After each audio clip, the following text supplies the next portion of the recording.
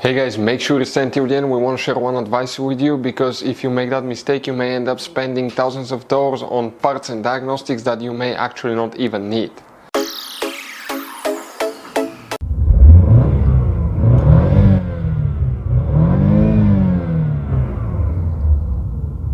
Hey guys, welcome back to Electrical Car Repair Live. Thank you guys for watching and subscribing to the channel. Today will be super helpful video to any of you having a Dodge Charger this generation here from year 2014 to year 2024. If you need to find where the cigarette lighter relay is located, where you can find it. We're talking about cigarette lighter in the front, in the center console, in the rear. We'll explain where you can find it, and if you need to buy parts too at a good price, that way do not waste money and time. We'll share the information in the video as well. So let's start on it now.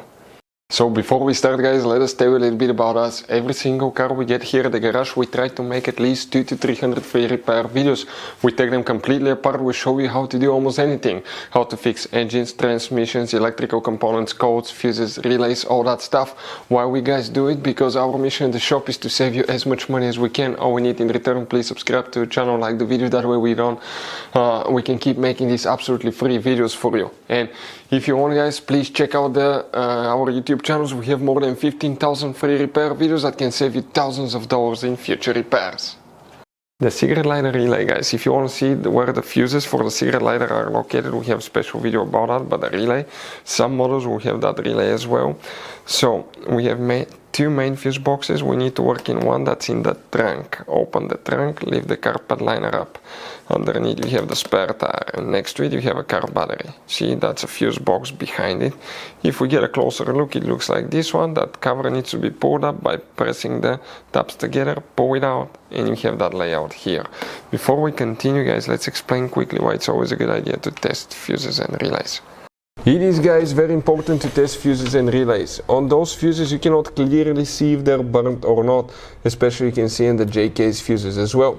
And if you guys assume, okay, let's say you remove a fuse, you look at it and you assume guys that it's actually a good fuse, but it's actually a bad fuse, sometimes you cannot clearly see that. What can easily happen guys at that point, you can put the bad fuse in and you start replacing parts and tools that you don't need to, so you lose your time, you lose your money to fix a problem that doesn't exist, when all we had to do is test the fuse and replace it. We'll put a link to a special video that will teach you how to test fuses, how to check relays very easily as well guys. So check it out, it will be in the description of the video below. Here what we need to check guys, you have just a few relays, but now again, if you want to see where cigarette lighter fuses are located, we have the video on the channel. If you come in that row of fuses here, relays right here, this now is relay number 1, then they jump to relay 28, 29, 30. That relay number 30 that you see, that on some models will be for the cigarette lighters guys, that's the one that you need to check.